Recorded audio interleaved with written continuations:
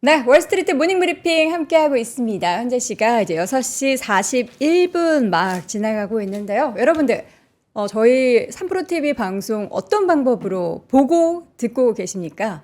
3프로 앱을 통해서 여러분들이 보고 들으신다면 앱을 꺼도 실시간으로 방송되는 내용을 끊기지 않고 유튜브 프리미엄을 쓰지 않아도 끊기지 않고 청취하실 수 있습니다. 그리고 다양한 또 저희가 컨텐츠를 또 3프로TV 앱을 통해서 3프로 앱을 통해서 올려두고 있으니까요. 여러분들 함께 다운로드 받아서 즐겨주시기 바랍니다. 자, 이어서 글로벌 인터뷰 미주호은행 변정규 전무 함께합니다. 전무님 어서 오세요. 안녕하세요. 네, 반갑습니다. 거의 한 달여 만에 뵙습니다. 예. 네.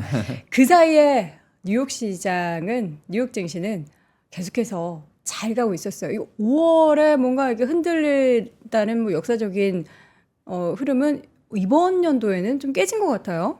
글쎄요, 뭐 좀 그 하락하긴 했었죠. 조금? 하락하다가 다시 네. 중동 이슈 때문에 다시 리커버리를 했고요. 네네. 그리고 현재까지는 그 추세는 나쁘지 않은 것 같습니다. 그 실적 지금 시즌이잖아요. 네. 전자분님께서 보시는 뉴욕 시장에 있는 기업들의 실적 발표 내용을 전체적으로 점수로 평가를 한다면 ABC 중에서는 어느 점수로 보실 뭐 수 있을까요? 섹터마다 조금 다른데요. 네. 고금리 상황이기 때문에 근데 고금리 상황을 따져봐도 네. 지금까지는 그렇게 나쁜 수준은 아닌 것 같고요.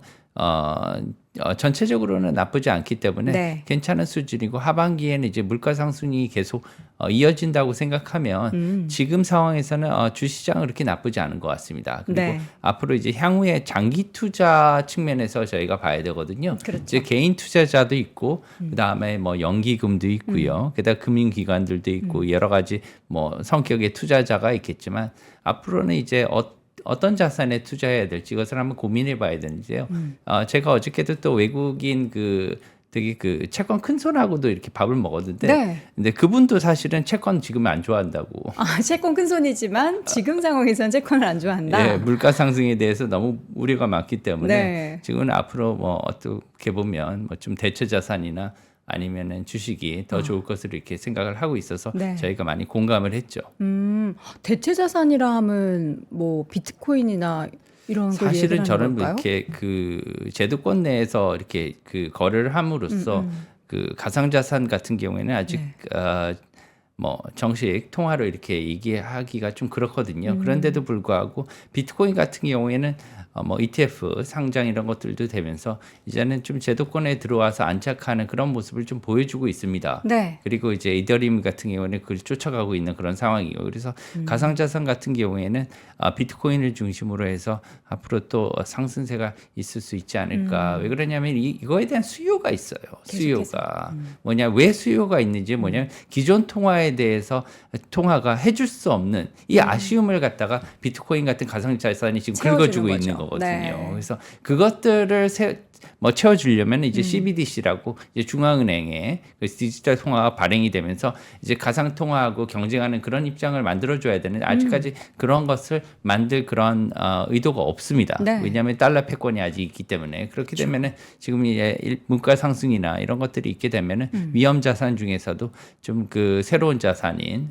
비트코인이나 아니면은 그 주식도 여러 가지 뭐 주식 섹터가 있겠지만 앞으로 네. 전체적으로는 주식 섹터와 대체 자산 쪽이 유명하지 않을까, 장기 투자 측면에서. 사실 이제 밤사이에 이더리움의 가격도 뭐 장중에 20% 넘게도 급등을 했고 그 현물 네. ETF 승인에 대한 또 기대감이 이제 비트코인에 이어서 이더리움 쪽으로도 오고 있는데 이러한 좀 이렇게 단기적인 이슈뿐만 아니라 전체적인 장기 투자 관점에 있어서도 계속해서 또 큰손 분들께서도 관심을 가진다라고 하니까 그 뭔가 수급적으로도 계속 좀 유입이 될 거라는 기대를 조금씩 더 갖게 합니다. 네. 게다가 한 가지 또 지금 이러한 그 상황이 있기 때문에 네. 우리의 연금도 한번 생각을 해봐야 돼요. 연금 예. 요새 우리나라도 연금 이슈 굉장히 이거 뜨겁죠. 뭐 여야 뭐 반드시 짚고 넘어가야 됩니다. 당연하죠. 예, 지금 인플레이션 네. 상황에서 지금 안 하면 안 돼요. 그래서 제가 오늘 그거에 대해서도 한번 지금 한일 비교를 하지만 네. 나중에 우리의 누구나 늙습니다. 그렇죠. 우리가 이제 앞으로 60대, 70대, 계속 80대 이렇게 또 많이 이제 오래 살게 되기 때문에 연금이 갈수록 중요하거든요. 네. 이것을 반드시 누군가는 터치를 해야 되고 이것을 갖다가 우리가 좀 생각해보는 그런 계기를 한국과 일본을 비교하면서 얘기를 해드리고 싶습니다. 네, 오늘은 이제 뉴욕 증시도 그렇고 뭐 유럽 증시도 그렇고 일본도 그렇고 다들 올해 사상 최고치를 경신하는 모습이 보이긴 했지만 유독 국내 증시가 사실 상황이 여의치가 않습니다. 그런 부분을 저희가 계속 지속적으로 이야기를 하고 있는데 오늘은 이제 우리나라 현 주소를 알아보기 위해서는 뭔가 비교를 해서 뭐가 문제인 건지 뭔가 부족한 건지를 한번 좀 점검해보는 시간을 가져보겠습니다. 올해 1분기 한국과 일본의 경제 성적표라는 제목으로 오늘 이야기를 좀 나눠볼 텐데 어떤 부분부터 좀 이렇게 비교를 같이 좀 해볼까요? 네, 뭐 심각한 건 아니고요. 네. 이제 편안하게 이제 뭐 커피 한 잔 들으시면서 들으시면 될 것 같은데 모닝 한국과 커피 일본은 하시면서. 뭐 인접국이잖아요. 네. 그리고 그 한국이 이제 일본의 과거를 이렇게 많이 따라간다 이렇게 생각하시는 분들도 많고요. 그리고 사회 구조적인 문제 측면에서 뭐 노령화라든가 저출산이라든가 뭐 과거에 부동산 이슈를 겪었고 이런 것들이 다 좀 비슷한 측면들이 있어요. 네. 우리가 이렇게 뭐 반드시 같지는 않지만 뭐 90년대에도 부동산 이슈가 컸었거든요. 그래서 일본의 은행들이 이렇게 그 메가디를 통해서 합병을 하고 우리나라한테도 그게 모델이 됐었어요. 다만 그때는 이제 일본이 아직 그 디플레이션, 네. 이제 물가는 상승하지 않았습니다. 그렇기 때문에 우리나라는 조금 다른 측면이 있긴 있어요. 하지만 지금 와서 올해 1, 4분기 두 나라의 성적표를 한번 이렇게 비교해 보면 어떨까 이렇게 생각을 해서 네. 갖고 왔습니다. 그러면 하나씩 좀 이제 자료를 보면서 이야기를 나눠 보겠습니다. 네. 통화 정책, 뭐 시험 관련 대책, 이 부분부터 좀 볼까요? 네, 통화 정책, 시장 대책 이런 것들은 굉장히 중요하죠. 네. 어떤 거를 중점적으로 관리하고 거기에 대해서 정책을 내놓았는지 뭐 어떤 국가나 정책을 다 갖고 있습니다. 그렇지만 통화 정책에 있어서 우리나라는 큰 변화가 없었는데 일본은 굉장히 큰 변화가 있었죠. 올해 1, 4분기에 이제 기준금리 인상을 단행을 했습니다. 그래서 마이너스 금리를 폐지했죠. 폐지하면서 기준금리의 종류도 바꿨어요. 사실은 기준금리가 예전에는 일본은행에 예치하는 일본 그 시중은행들의 금리를 기반으로 했었는데 이제는 RP 금리, 환매조건부 채권의 금리로 이제 바뀌게 됐습니다. 예전에도 이랬었죠. 네. 그리고 실질적으로 이런 것들은 뭐냐면 아베노믹스를 폐기한 거예요. 왜냐하면 아베노믹스가 이렇게 그 마이너스 금리를 통해서 금리 인하를 통해서 자국의 뭐 경제를 진작하려고 했기 때문에. 그렇죠. 하지만 한국 같은 경우에는 기준금리도 동결됐고요. 큰 정책적인 변화는 없었습니다. 그렇습니다. 반면에 우리나라는 시장 관련 대책이 굉장히 크게 나왔어요. 이게 많이 알려지지 않아서 그러는데 굉장히 지금 시장 관련 대책이 많이 나오고 있습니다.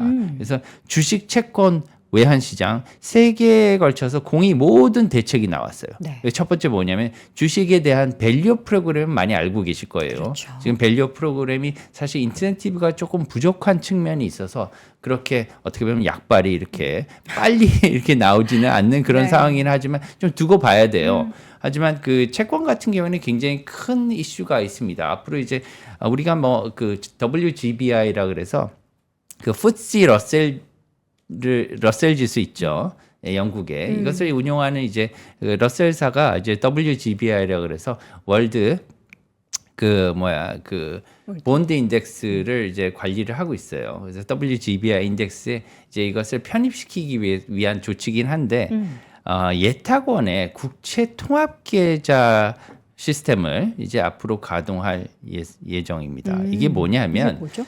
외국인들이 우리나라에 와서 국채를 사요. 네. 원화 국채를 사려면은 우선은 우리나라 원화를 사야 됩니다. 그래서 달러를 갖고 와서 네. 원화를 바꾸죠. 네. 그러면은 원화 약세에 좀 도움은 됩니다. 네. 그렇지만 이제 얘네들이 사기에 굉장히 불편해요. 왜 그러냐면은 이것을 갖다가 우선 이제 보관 기간도 있어야 돼요. 이것을 커스토디라 그러는데 보관 기간도 네. 있어야 돼. 국채를 보관해야 될 거 아닙니까? 네. 근데 외국인들은 주로 클리어 스트림이라든가 유로 클리어 이런 해외 보관 시스템에다 그냥 집어넣어놔요. 왜 그러냐면 전부 다 해외에서 보관이나 아니면은 결제가 가능하기 때문에. 네. 그런데 우리나라 통화도 그렇고요. 뿐만이 아니라 우리나라 뭐 채권도 마찬가지로 해외 결제와 클리어링이 안 됩니다. 청산이. 그렇기 때문에 이런 것들을 갖다가 조금 아직까지는 그것을 열어줄 수 있는 그런 단계는 아니거든요. 네. 그렇기 때문에 이것을 조금 완화해서 외국인들이 우리나라 국채를 잘 살 수 있도록 편안하게 열어주는 그런 조치라고 볼 수 있습니다. 그래서 복잡한 이런 시스템을 좀 간소화시켜주는 그런 조치가 나와요. 이렇게 되면 우리나라가 이제 세계 그 국채 지수에 채권 지수에 편입될 가능성이 좀 높아질 것으로 보입니다. 그래서 올해부터 시작해서 내년까지는 세계 채권 지수에 편입될 가능성이 좀 높아질 것 같다. 이것도 사실은 채권이긴 하지만 우리나라 주식 시장에도 호재입니다. 만약에 이렇게 된다면. 왜요? 예, 여러 가지 외국인들이 우리나라 시장에 관심을 더 많이 갖게 되잖아요. 채권 쪽으로 어쨌든 들어왔지만 그러면서 이제 한국의 금융시장에 대한 자체에 대한 관심이 더 뜨거워질 수 있다. 예를 들면은 야채 가게에 갔는데 네. 토마토를 사러 갔어요. 그렇죠? 네. 옆에 사과도 보이지 않겠습니까? 그러면 살 수 있죠. 예. 예, 좋아 보이면 살 수 있죠. 예. 좋은 비유인데요. 네. 그리고 이제 외환 시장에 있어서는 이제 아까 그 예탁원 국채 통합 계좌 QFI라고 하면 외환 시장 같은 경우는 RFI라 그래서 외국인들이 우리나라 외환 시장에 들어와서 거래를 못 했어요. 이때까지는. 네. 그렇지만 이것도 일정 부분 적격 투자자로 인정이 되면 열어준다는 거예요. 그래서 지금 벌써 시행을 하고 있습니다. 네. 예, 시험적으로. 그렇기 때문에 이제 7월 이후부터는 본격적으로 외국인 투자자들이 우리나라 그 외환 시장에 이제 아마 진출하는 더 그런 적극적으로? 계기가 되는데요. 이런 조치들은 뭐냐? 외국인 투자자들을 한국에 많이 유치하고자 하는 그러한 조치이기도 하지만 네. 향후에는 이제 한국 시장을 개방하기에 앞서서 여러 가지 테스트를 하는 것으로도 이해를 할 수가 있습니다. 그래서 이런 조치들이 있었고요. 뭐 시장의 이슈들도 있긴 했지만 전체적으로는 뭐 모멘텀은 나쁘지 않았다 이렇게 볼 수 있고 일본 같은 경우에도 시장 관련 대책이 공이 다 있었어요. 주식, 채권, 외환, 뭐 니사 계좌라 그래서 많이 네. 들어봤지 않습니까? 그래서 소액 투자자 비과세 제도로 인해서 이것을 통해서 일본 그 개인 투자자들은 주식 투자를 많이 안 했었잖아요. 예, 왜냐하면은 이제 그 거래 단위도 높고요. 그리고 예전부터 시작해서 저축을 많이 하는 그러한 나라입니다. 일본 같은 경우. 그래서 이런 것들에 대해서 좀 많이 그 소홀했었기 때문에 이것을 이제 진작하는 그러한 제도를 이제 도입을 했는데 그래서 개인들이 주식을 많이 샀어요. 그래서 일본 니케이 지수 상승에 큰 도움을 많이 준 건 사실이에요. 그런데 이게 많은 부분이 해외로 또 빠져나갔어요. 해외로 빠져나갔다는 거는 일본 분들도 미국 주식 투자도 많이 하나요? 예, 이게 우리나라나 일본이나 좀 비슷한 측면이 네. 있는데 이제 뭐 좀 이따가 주식 그 차트도 볼 텐데 둘 다 이제 미국 주식을 많이 사요. 네. 예, 그래서 아니 자국의 저쪽이 더 잘 올라가는데 갈 수밖에 없죠. 그러니까요. 예. 그리고 또 하나는 뭐냐면 일본은 자국의 통화가 계속해서 싸지는 데 문제가 있습니다. 그쵸. 예. 왜냐하면은 달러 샀는데 달러로 올라가는데 엔화는 계속 떨어지잖아요. 그러면은 자꾸만 이게 다른 나라로 이제 눈이 가는 거예요. 그렇죠. 예, 이게 바로 엔캐리입니다. 그래서 엔캐리는 아직도 지속 중이다. 네. 이렇게 보시면 될 거예요. 그래서 고환율, 고물가 때문에 이제 여러 가지 뭐 한탄이 섞인 그러한 얘기도 많이 나오고 있어요. 네.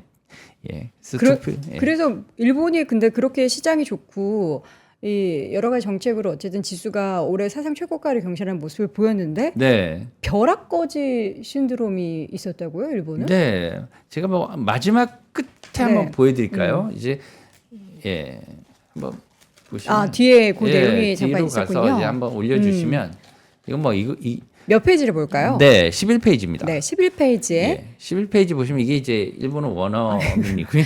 이거는 그렇죠. 어렵죠. 예, 예, 예. 그래서 번역을 해놨습니다. 네. 제가 그래서 여기 보면은 오렌지 주스조차 수입 물가죠. 수입 상품인데 사기가 어려워서 네. 눈물을 흘리면서 귤 혼합 주스를 마시게 됐다. 이런 식으로 시작이 됩니다. 그러면서 궁핍했던 한국보다 우리보다 궁핍했던 한국한테조차 지금 뭐 매춘을 하러 나오고 이런 어떻게 보면은 좀 약간은 놀라운 이런 말들이 있어요. 그렇게 시작하면서 한탄을 하는 이런 모습이 나오는데 네. 기본적으로는 뭐냐면은 너무 물가가 비싸지고 엔화도 싸지고 그다음에 월급도 안 오르고 그렇기 네. 때문에 뭐 집 같은 경우에는 중국인들이 다 사가지고 이제 월세를 갖다 일본인한테 도리어 받고 이런 말이 계속 나옵니다. 그래서 계속 이제 어떻게 보면은 신세 한탄을 하는 거죠. 옛날에는 잘 살았는데 그래서 앞으로 더 못 살 수도 있다. 뭐 이런 참, 그러니까 일본이 지수가 그렇게 세상 최고치를 경신해도 이제 일본의 경기 침체다 이런 헤드라인이 같이 항상 나와서 이게 무슨 소리지? 증시는 잘 오르는데 경기는 왜 그런 거지라는 생각이 들었는데. 한번 소비를 한번 볼까요? 네. 제가 소비를 한번 비교하는 걸 봅시다. 이제 이게 9페이지입니다. 9페이지 보면은 우리나라 소비 중에 뭐 여러 가지 지표들이 있지만 네. 이 지표를 보면 한국 소비 증가율이 꽤 높게 나오죠. 예, 높게 나오고 높은 상황인데 비해서 일본의 소비 증가율은 아직도 마이너스예요. 근데 이렇게 비교해보고 여러 가지 경기 상황을 보면 우리나라 증시가 더 잘 가야 되는 거 아니에요? 그러면? 그러게요. 네. 더 아이러니한데요? 예, 아이러니하긴 하지만 네. 사실은 뭐 그 고금리하고 그 물가 상승은 소비에 많은 영향을 주긴 합니다. 왜냐하면 물가가 이렇게 비싸고 이자를 많이 내야 되면 네. 이제 내수가 부진해질 수밖에 없는 거거든요. 그런 상황에서 보면 아직까지 우리나라의 타격은 크게 많이 안 온 상황이다. 이렇게 볼 수 있지만 일본 같은 경우에는 트라우마가 있어요.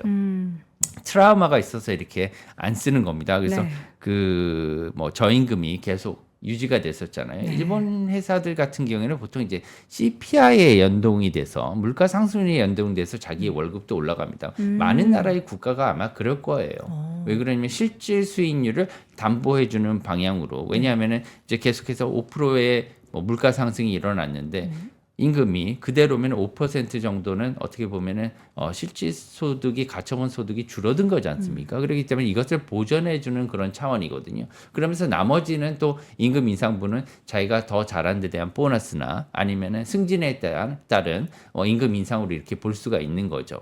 예. 그래서 그런 것들을 보시면은 이제 일본 같은 경우에는 이제 임금 인상률이 상당히 낮았고요. 네. 그리고 저축률이 오히려 높았어요. 쓰지 않고 저축을 하는 거예요. 아직도 저축률이 매우 높습니다. 네. 예. 그리고 이제 고령화가 되면은 특히나 그 노령층들은 노인분들은 이제 많이 안 쓰잖아요.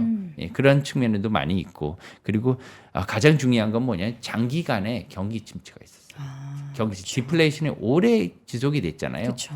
이제는 그 디플레이션에서 탈출했다고 이렇게는 보지만 네. 일본 사람들은 20년, 30년 동안 이래왔기 때문에 올해 한 해 동안 작년부터 조금 이렇게 나아지는 것에 대해서 못 믿는 거예요.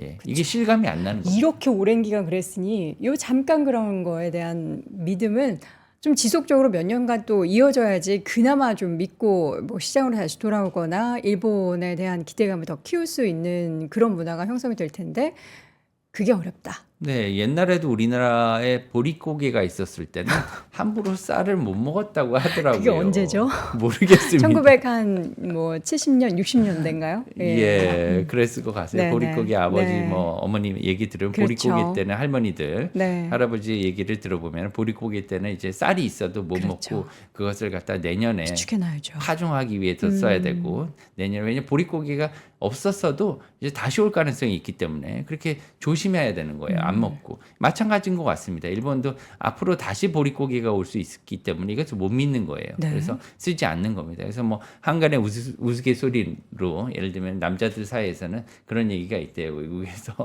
이제 뭐 그 알뜰하게 안 쓰는 그러한 와이프를 구하려면 부인을 구하려면 일본인을 구해라. 워낙에 20년 동안 장기적으로 침체를 겪었던 일본 국민들이 안 쓰는 걸 보고 그런 자랐기 이미지로? 때문에 아. 예 문제가 있죠. 왜냐하면 소비를 안 하니까요. 또. 예. 예. 근데 결국에는 이제 일본에 빗대서 우리나라가 지금 그럼 얼마나 메리트가 있는데 못 가냐 뭐 이 얘기를 할 건데 전문님께서 보시기에는 비교를 해보면 한국 증시가 못 갈 이유가 있다라고 보세요? 이게 글쎄요. 상승을 못하는 이유. 뭐 훅 들어오시네요.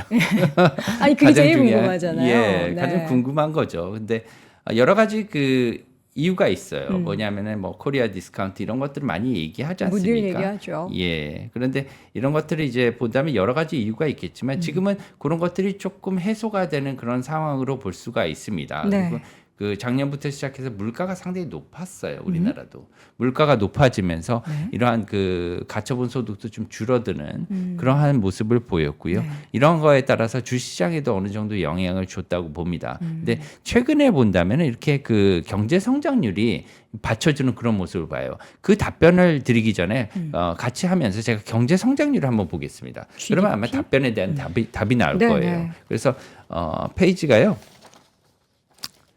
3페이지. 3페이지입니다. 네. 이제 3페이지를 갈게요. GDP를 한번 비교를 예, 해보면 예. 왜냐하면은 작년 9월까지만 해도 네. 여러 가지 말이 있었어요. 그걸 기억하시면은 경제협력 개발기구 OECD가 한국 성장률 전망치를 갖다가 1.5%인가요? 9월 달에 이렇게 그대로 줬어요. 네. 유지하면서 반면에 그 다음에 반전이 일어납니다. 뭐냐면 일본은 1.8%로 이렇게 상향 조정하면서 뭐 25년 만에 일본의 경제 성장률이 한국을 갖다 추월할 것 같다. 이런 전망이 나오기 시작했습니다. 그렇죠. 그렇게 하면서 한국 성장률은 뭐 전망치가 계속해서 낮아지고 작년에 일본 같은 경우 유지하거나 조금씩 올라갔어요. 이런 상황이 뭐냐면 아까 주식 얘기 드렸지만 한국의 코리아 디스카운트 이런 거에 많이 영향을 끼쳤다는 거예요. 그래서 그런 상황으로 인해서 한국에 대해서 그러면 그런 말이 계속 나오면은 외국인들도 그렇고 뭐 한국 투자에 대해서 좀 이렇게 그 선뜻 나서지 않는 마음이 생길 수도 있거든요. 이런 것들을 본다면 왜냐하면 성장하는 경제나 국가 주식에 투자하는 것이 어떻게 보면 원칙입니다. 예, 그런데 지금 보시면은 올해 작년부터 시작해서 뭐 한국의 GDP가 지난달 뭐 깜짝 성장을 했어요. 네.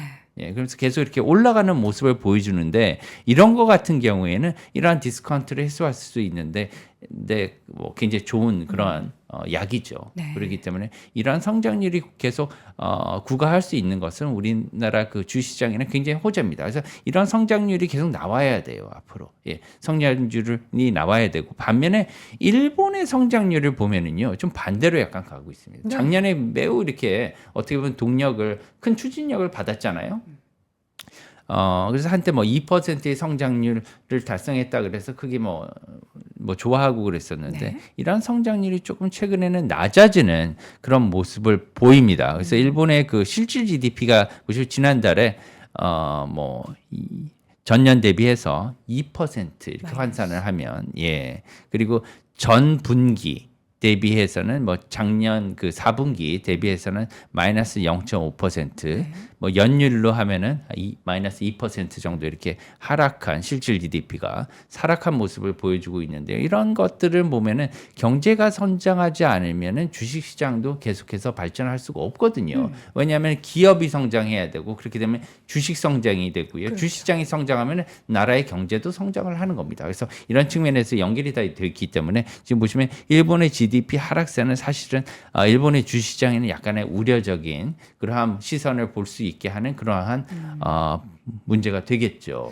이렇게 본다면 지금까지는 우리나라가 상대적으로 뭐 일본 증시 대비해서 뭐 여타 증시 대비해서는 덜 상승하고 못 올랐지만 앞으로는 성장률만 보면은 지금부터는 올라갈 수 있는 그런 긍정적인 장밋빛 미래를 전망할 수 있는 몇 건가요? 가지를 해결을 해야 되는데 여러 가지 뭐 해결하게 보시면 돼 있군요. 해결해야 될 것들이 있죠. 예를 들면 벨기에 프로그램에 있어서도 좀 실질적인 네. 투자 뭐 인센티브라든가 이런 것들이 있어야 되고요. 네. 뭐 금투세도 도입이 되지 않습니까? 이런 것도 영향을 미칠 수가 있어요. 이게 사실 어떻게 보면 경제는 돈이고요. 돈에는 도덕성이 없습니다. 움직이는 데는. 네. 돈을 벌는데 투자를 하게 돼 있거든요. 네. 무르르듯이. 그래서 네. 그것들도 어떻게 보면은 여러 가지로 뭐 잘 이렇게 그 조정이 필요할 것 같고요. 그렇게만 된다면 지금 모멘텀은 좋습니다. 그렇기 때문에 앞으로 일본보다는 한국 시장이 현재로서는 조금 더 유명한 그런 상황으로 볼 수가 있겠고요.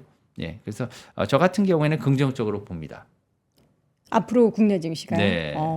근데 사실 우리나라 증시의 발목을 가장 잡는 원인 중에 하나가 그 해결돼야 될 여러 가지 부분 중에 하나가 수출 아닙니까? 네. 수출 부분에 있어서 특히 중국 쪽에 있어서의 뭔가 이제 흔들림이 있었는데 최근에도 다행히도 중국 쪽에 있어서도 조금씩 더 회복되는 모습이 우리나라에 과연 영향을 긍정적으로 미칠 수 있을지. 네, 그러면 수출도 한번 볼까요? 네. 예, 미리 말씀해 주셨으니까 예, 이야기 나온 7페이지 김에, 가겠습니다. 네, 7페이지. 예, 좀 왔다 수출. 갔다 해가지고 네. 죄송하긴 한데. 제가 죄송합니다. 아닙니다. 왔다 갔다. 예, 7페이지 가서요. 네. 한번 우선 보기로 하겠습니다. 이제 왼쪽에는 한국의 수출 실적이고요. 네. 오른쪽에는 일본의 수출 실적인데요. 이렇게 보시면은 그 한국의 수출 실적이 작년에 매우 안 좋았습니다. 네. 매우 안 좋았어요. 다들 좋지 않다고 얘기했지만 얼마나 안 좋았냐면 한국의 반도체 수출액, 뭐 주요 품목별로 말한다면 네. 반도체 수출액은 전년 대비 작년이 24%나 하락했어요. 그리고 석유화학도 굉장히 크거든요. 우리나라 기업들이 많은데 이것 또한 수출액이 16% 하락했고요.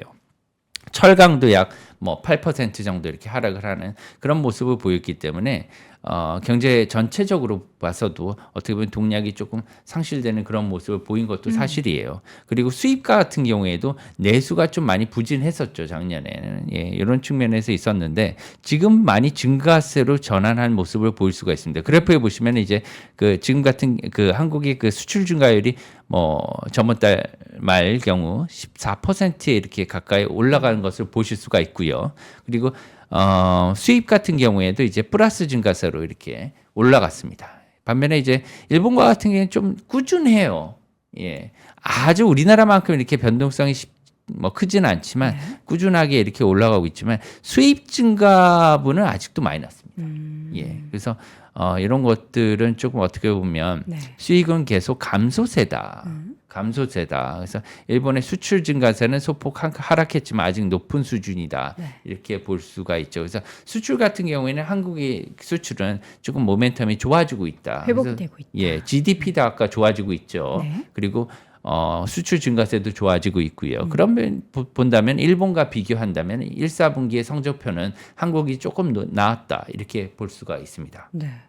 또 이런 데이터를 보면은 우리 시장이 안 올랐던 게 반영이 안 된, 그러니까 시장이 이렇게 뭔가 경기 성장도 그렇고 수출 데이터도 좋아지고 있는 게 덜 반영됐다라는 생각이 좀 들긴 네, 하네요. 앞으로 어떻게 보면 모멘텀적으로도 반영되게 남아있다. 예, 올라갈 수 있는 여지가 조금 더 남아 있다 이렇게 볼 수가 있죠. 사실 저는 처음에 우리나라와 일본을 오늘 비교하셔서 우리나라가 왜 못 가는 거에 대한 이야기를 해주신다고 했을 때 일본이 앞으로 이제 더 뭔가 지금까지도 계속 우리나라 대비해서 증시가 단기적으로 좋았지만 더 좋아질까 싶었는데 이 데이터를 보니까 일본 대비해서 이제 앞으로는 우리나라가 조금 더 매력적으로 보이는데요. 제가 보는 시각이 왜 맞나요? 그러냐면 우리나라도 이제 선진국이기 때문에요. 네. 아까 제가 채권도 말씀드렸지만 주식, 채권 모두 다 채권도 이제 우리나라의 국채가 안전자산으로 인식되는 그런 시기가 왔어요. 왜 그러냐? 우리나라 지금 상장 채권의 한 10% 정도가 외국인 투자자입니다. 지금 예. 이렇게 뭐 2005년도만 해도 1%가 채 안 됐었거든요. 네. 이게 그래서 이만큼 많이 늘었고요.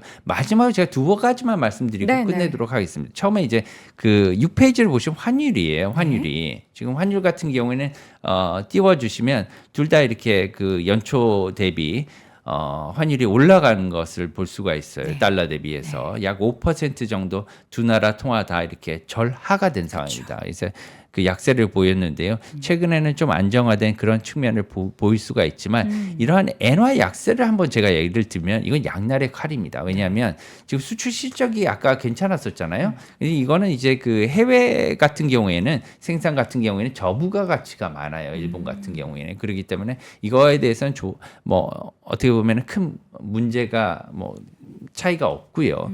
국내 생산 같은 경우에는 여기에는 이제 영향이 있죠. 왜냐하면 싸지기 때문에 수출 단가 싸질 거 아닙니까? 엔화가 싸지기 때문에 그러면은 근데 국내에서 생산된 거 브랜드 중에서는 굉장히 고부가 가치가 많습니다. 일본 국내 생산은 특히나 일본의 토요타 같은 경우에도 렉서스 브랜드는 일본 국내에서 만들고 있거든요. 그렇죠. 이런 것들에 영향을 줄 수 있었고요. 다만 물가 상승에는 큰 악재였습니다. 왜 그러냐면은 그 실질 소득이 줄어들기 때문에 아까 그 보여드린 일본의 한탄 섞인 그런 글들이 나오는 이유가 그런 이유 때문에 이렇게 나왔고요. 아까 니사 계좌에서도 엔캐리 자금이 계속 나온다 그랬잖아요. 네. 왜냐하면 일본 정부 같은 경우에는 국내 주식 투자와 해외 주식 투자에 구별을 두질 않습니다. 그렇기 때문에 해외 주식, 미국 주식에 투자해도 그냥 똑같은 혜택을 주는 거예요. 그렇기 때문에 일본 그 국내 개인 투자자들 자금 중에서 뭐 1, 4분기에 1조 엔 이상 이렇게 밖으로 나갔다고 이렇게 얘기가 들리는 거죠.